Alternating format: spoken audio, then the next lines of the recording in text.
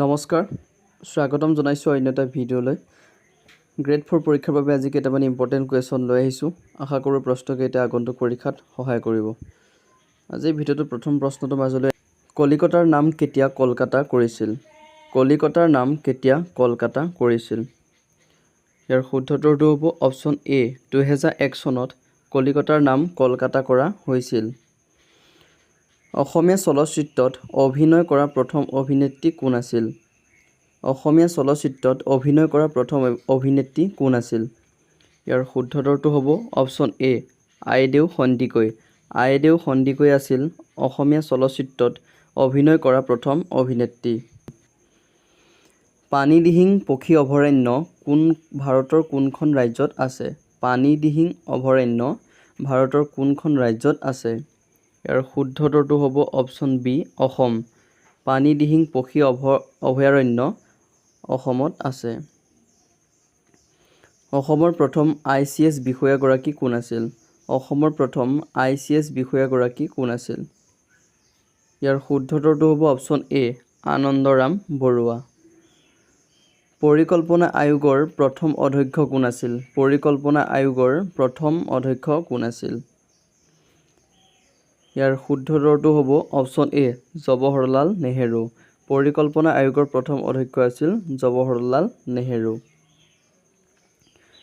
উষ্ণতাৰ SI একক কি উষ্ণতাৰ SI একক কি ইয়াৰ শুদ্ধ উত্তৰটো হ'ব অপচন এ কেলভিন উষ্ণতাৰ SI একক হ'ল কেলভিন কোনখন দেশক সূৰ্যোদয় দেশ বুলি জনা যায় কোনখন দেশক সূৰ্যোদয় দেশ বুলি জনা যায় ইয়াৰ শুদ্ধ উত্তৰটো হ'ব অপচন বি জাপানক সূৰ্যোদয় দেশ বুলি জনা যায় নুমলীগড় তেল শোধনাগাৰ কোনখন জিলাত অৱস্থিত নুমলীগড় তেল শোধনাগাৰ তলৰ কোনখন জিলাত অৱস্থিত ইয়াৰ শুদ্ধ উত্তৰটো হ'ব অপচন এ গোলাঘাট নুমলীগড় তেল শোধনাগাৰ গোলাঘাট জিলাত অৱস্থিত বিশ্ব বাণিজ্য সংস্থাৰ মুখ্য কাৰ্যালয় ক'ত অৱস্থিত বিশ্ব বাণিজ্য সংস্থাৰ মুখ্য কাৰ্যালয় ক'ত অৱস্থিত ইয়াৰ শুদ্ধ উত্তৰটো হ'ব অপচন বি জেনেভা বিশ্ব বাণিজ্য সংস্থাৰ মুখ্য কাৰ্যালয় জেনেভাত অৱস্থিত অসমৰ তৈল নগৰী বুলি কোনখন চহৰক জনা যায় অসমৰ তৈল নগৰী বুলি তলৰ কোনখন চহৰক জনা যায় ইয়াৰ শুদ্ধ উত্তৰটো হ'ব অপচন এ ডিগবৈ অসমৰ তৈল নগৰী বুলি ডিগবৈক জনা যায় তাজমহল কোনখন নদীৰ পাৰত অৱস্থিত তাজমহল কোনখন নদীৰ পাৰত অৱস্থিত ইয়াৰ শুদ্ধ উত্তৰটো হ'ব অপচন বি যমুনা তাজমহল যমুনা নদীৰ পাৰত অৱস্থিত বুঢ়ী আইৰ সাধু কোনে ৰচনা কৰিছিল বুঢ়ী আইৰ সাধু কোনে ৰচনা কৰিছিল ইয়াৰ শুদ্ধ উত্তৰটো হ'ব অপচন এ লক্ষ্মীনাথ বেজবৰুৱাই বুঢ়ী আইৰ সাধু ৰচনা কৰিছিল চিপাহী বিদ্ৰোহৰ প্ৰথম শ্বহীদ কোন আছিল চিপাহী বিদ্ৰোহৰ প্ৰথম শ্বহীদ কোন আছিল ইয়াৰ শুদ্ধ উত্তৰটো হ'ব অপচন এ মংগল পাণ্ডে চিপাহী বিদ্ৰোহৰ প্ৰথম শ্বহীদ আছিল মংগল পাণ্ডে বীৰ চিলাৰায় প্ৰকৃত নামটো কি বীৰ চিলাৰায় প্ৰকৃত নামটো কি ইয়াৰ শুদ্ধ উত্তৰটো হ'ব অপচন বি শুক্লধ্বজ বীৰ চিলাৰায় প্ৰকৃত নামটো হ'ল শুক্লধ্বজ হিন্দী দিৱস কেতিয়া পালন কৰা হয় হিন্দী দিৱস কোন তাৰিখে পালন কৰা হয় ইয়াৰ শুদ্ধ উত্তৰটো হ'ব অপচন চি 14 ছেপ্টেম্বৰ তাৰিখে হিন্দী দিৱস পালন কৰা হয় চন্দ্ৰযান 3ত ব্যৱহাৰ হোৱা ৰোভাৰটোৰ নাম কি চন্দ্ৰযান 3ত ব্যৱহাৰ হোৱা ৰোভাৰটোৰ নাম কি ইয়াৰ শুদ্ধ উত্তৰটো হ'ব অপচন বি প্ৰজ্ঞান চন্দ্ৰযান 3ত ব্যৱহাৰ হোৱা ৰোভাৰটোৰ নাম প্ৰজ্ঞান অসম সাহিত্য সভাৰ মুখ্য কাৰ্যালয় ক'ত আছে অসম সাহিত্য সভাৰ মুখ্য কাৰ্যালয় ক'ত আছে ইয়াৰ শুদ্ধ উত্তৰটো হ'ব অপচন ডি যোৰহাট অসম সাহিত্য সভাৰ মুখ্য কাৰ্যালয় যোৰহাটত আছে ভাৰতীয় সংবিধানৰ পিতৃ স্বৰূপ বুলি কাক জনা যায় ভাৰতীয় সংবিধানৰ পিতৃ স্বৰূপ বুলি কাক জনা যায় ইয়াৰ শুদ্ধ উত্তৰটো হ'ব option B doctor Bhimrao Ambedkar doctor Bhimrao আম্বেদকাৰক ভাৰতীয় সংবিধানৰ পিতৃ স্বৰূপ বুলি জনা যায়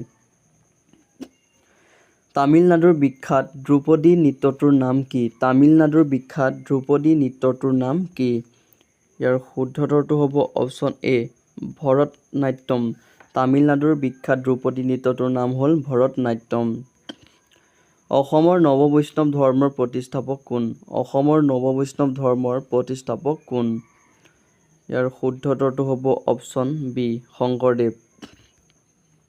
বল্লভভাই পেটেলক কোনে চৰ্দাৰ উপাধি প্ৰদান কৰিছিল? বল্লভভাই পেটেলক কোনে চৰ্দাৰ উপাধি প্ৰদান কৰিছিল? ইয়াৰ শুদ্ধ উত্তৰটো হ'ব অপশ্যন চি মহাত্মা গান্ধী। বল্লভভাই পেটেলক চৰ্দাৰ উপাধি প্ৰদান কৰিছিল মহাত্মা গান্ধীয়ে। মণিৰাম দেৱানৰ লগত কাক ফাঁচি দিয়া হৈছিল? মণিৰাম দেৱানৰ লগত কাক ফাঁচি দিয়া হৈছিল? ইয়াৰ শুদ্ধ উত্তৰটো হ'ব অপশ্যন এ পিয়লি বৰুৱাক। পিয়লি বৰুৱাক মণিৰাম দেৱানৰ লগত ফাঁচি দিয়া হৈছিল। নৰেন্দ্ৰ মোদী ষ্টেডিয়াম ক'ত আছে? নৰেন্দ্ৰ মোদী ষ্টেডিয়াম ক'ত আছে? ইয়াৰ শুদ্ধ উত্তৰটো হ'ব অপশ্যন ডি আহমেদাবাদত। নৰেন্দ্ৰ মোদী ষ্টেডিয়াম আছে আহমেদাবাদত। পদ্মশ্ৰী বঁটা লাভ কৰা প্ৰথম অসমীয়া মহিলা কোন? পদ্মশ্ৰী বঁটা লাভ কৰা প্ৰথম অসমীয়া মহিলা কোন? ইয়াৰ শুদ্ধ উত্তৰটো হ'ব অপশ্যন চি নলিনীৱালা দেৱী। পদ্মশ্ৰী বঁটা লাভ কৰা প্ৰথম অসমীয়া মহিলা হ'ল নলিনীৱালা দেৱী। কোনটো গ্ৰহৰ পৰা সেউজীয়া পোহৰ নিৰ্গত হয়? কোনটো গ্ৰহৰ পৰা সেউজীয়া পোহৰ নিৰ্গত হয়? ইয়াৰ শুদ্ধ উত্তৰটো হ'ব অপশ্যন এ ইউৰেনাছ। ইউৰেনাছ গ্ৰহৰ পৰা সেউজীয়া পোহৰ নিৰ্গত হয়। উচ্চতম ন্যায়ালয়ৰ ন্যায়াধীশক কোনে নিযুক্তি দিয়ে? উচ্চতম ন্যায়ালয়ৰ ন্যায়াধীশক কোনে নিযুক্তি দিয়ে? ইয়াৰ শুদ্ধ উত্তৰটো হ'ব অপশ্যন চি ৰাষ্ট্ৰপতিয়ে। উচ্চতম ন্যায়ালয়ৰ ন্যায়াধীশক ৰাষ্ট্ৰপতিয়ে নিযুক্তি দিয়ে। ভাৰতৰ সংবিধানত কেতিয়া মৌলিক কৰ্তব্য সংযোগ কৰা হৈছিল? ভাৰতৰ সংবিধানত কেতিয়া মৌলিক কৰ্তব্য সংযোগ কৰা হৈছিল? ইয়াৰ শুদ্ধ উত্তৰটো হ'ব অপশ্যন চি 1976 চনত ভাৰতৰ সংবিধানত মৌলিক কৰ্তব্য সংযোগ কৰা হৈছিল। বায়ুমণ্ডলত সৰ্বাধিক থকা গেছটো কোনটো? বায়ুমণ্ডলত সৰ্বাধিক থকা গেছ কোনটো? ইয়াৰ শুদ্ধ উত্তৰটো হ'ব অপশ্যন বি নাইট্ৰজেন। নাইট্ৰজেন গেছটো বায়ুমণ্ডলত সকলোতকৈ বেছি থাকে। ফ্লিপকাৰ্টৰ প্ৰতিষ্ঠাপক কোন? ফ্লিপকাৰ্টৰ প্ৰতিষ্ঠাপক কোন? ইয়াৰ শুদ্ধ উত্তৰটো হ'ব অপশ্যন এ শচীন বনচাল। ফ্লিপকাৰ্টৰ প্ৰতিষ্ঠাপক হ'ল শচীন বনচাল। তাজমহল কোনখন চহৰত অৱস্থিত? তাজমহল কোনখন চহৰত অৱস্থিত? ইয়াৰ শুদ্ধ উত্তৰটো হ'ব অপশ্যন এ আগ্ৰা। তাজমহল আগ্ৰা চহৰত অৱস্থিত। কোনখন দেশত ক্ৰিকেট খেল আৰম্ভ হৈছিল? কোনখন দেশত ক্ৰিকেট খেল আৰম্ভ হৈছিল? ইয়াৰ শুদ্ধ উত্তৰটো হ'ব অপশ্যন বি ইংলেণ্ড।